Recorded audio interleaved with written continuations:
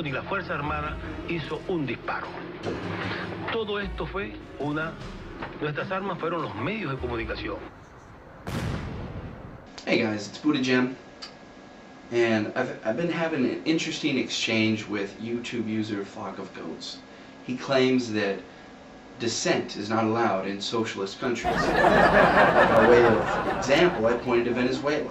In April 2002, there was a two-day illegal coup carried out against the electoral government of Venezuela, which involved the kidnapping and jailing of President Hugo Chavez.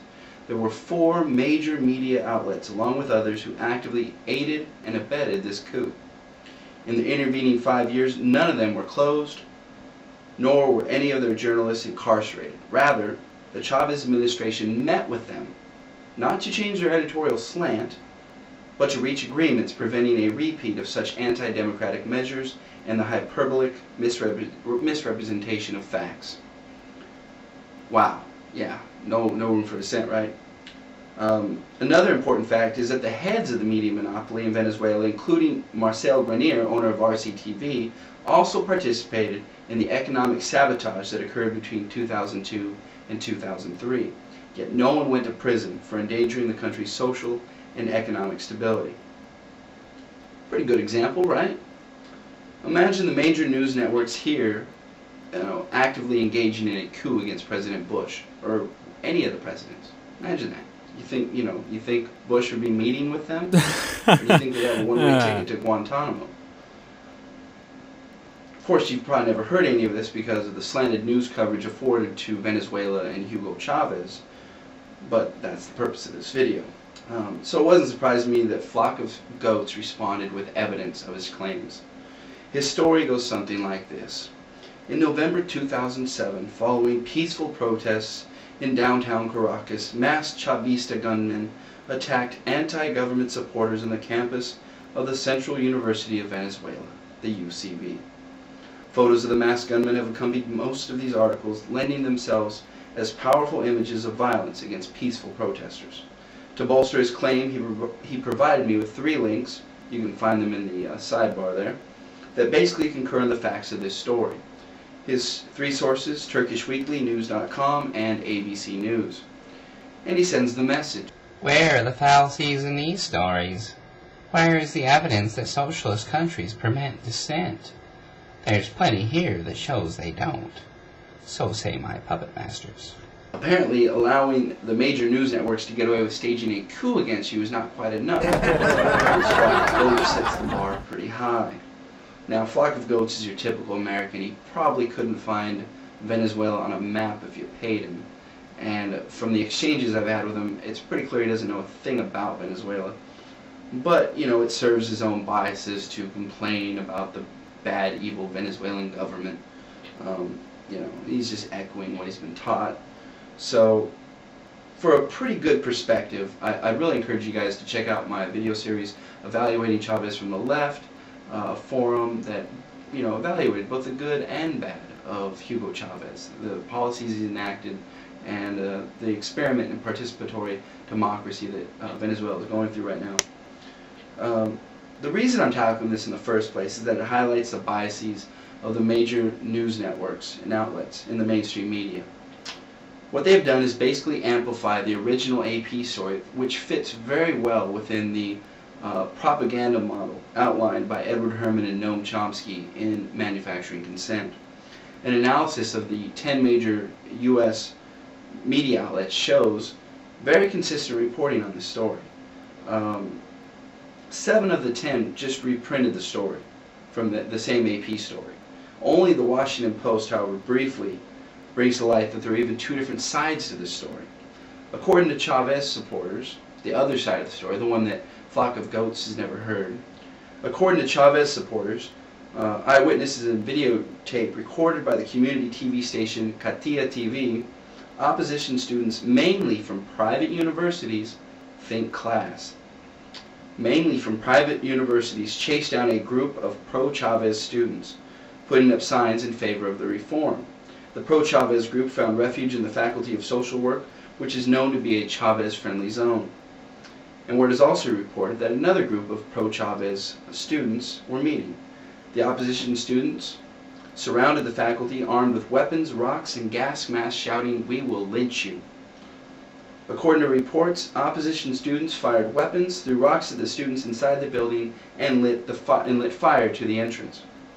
Chavez supporters present that day affirmed that the motorcycle televised to the world as sinister gunmen arrived on the scene as part of a rescue mission to help their companions trapped inside the building by rabid opposition outside. Why the need for masked gunmen on motorcycles? The police were not allowed into the university premises owing to a law on university autonomy. The mayor of Caracas offered the possibility of the Metropolitan Police going in to contain violence and allow people in the school to come out. But the rector of the university, get this, a member of the opposition, refused the offer. The university authorities, responsible for security on their own premises, did nothing to stop the escalation of violence. Meanwhile, opposition TV stations were full of reports that mass Chavista supporters had fired on opposition students and that one person had been killed. This was later proven to be false. 9 students were injured, most of them from inhaling fumes from the fires started by opposition students. So essentially what we see in the mainstream accounts are stories that leave out huge chunks of information, lying by omission. It's one of the most common methods of media manipulation. Take a look at how Rupert Murdoch's News.com started the story. 4 people were wounded when an armed group fired on students after a protest in Caracas, in new violence linked to changes that would boost President Hugo Chavez's powers. That's a real beauty, isn't it? An armed group fired on students. The same line could have also read, 4 people were wounded during a clash with violent anti-Chavez protesters who were attempting to lynch Chavistas at the Central University of Venezuela. It could have mentioned that most of the anti-Chavez students present didn't even go to the Central University of Venezuela.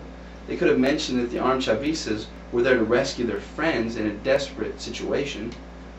Whether you know it or not, dissent is allowed in Venezuela, and there's plenty of dissent in the media. I will also be linking to an article by Gregory Wilpert, one of the panelists at the Left Forum, that specifically looks at the media landscape in Venezuela. I'd encourage you all to check it out to learn more. I also become more familiar with VenezuelanAnalysis.com, an excellent resource. For all talk about how anti-democratic Chavez is, ask yourself, when was the last time the American people ever voted on amending the Constitution?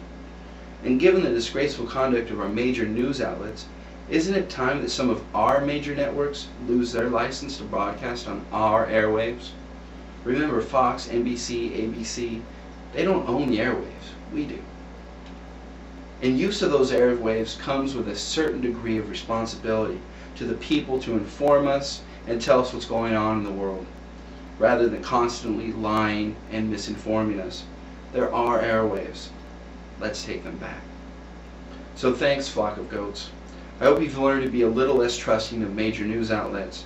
This is a battle for all of us. We have to constantly be on guard, and that's why supporting alternative news outlets and indie media centers is so important. If you haven't checked out my video, Media Monopoly, also found in the sidebar, check it out to learn more. Well, there is censorship. They have been censored. How can that be? They speak out every morning. They have their shows every day. They speak out, constantly against the government every day. I mean, how can they say this?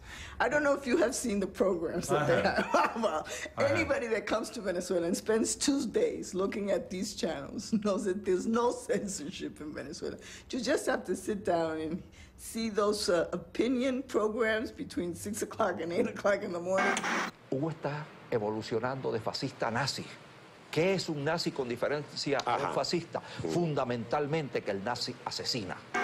I mean, I don't think in any part of the world you hear the things that they say about President Chavez, about his cabinet, his ministers, the governors, the policies, whatever.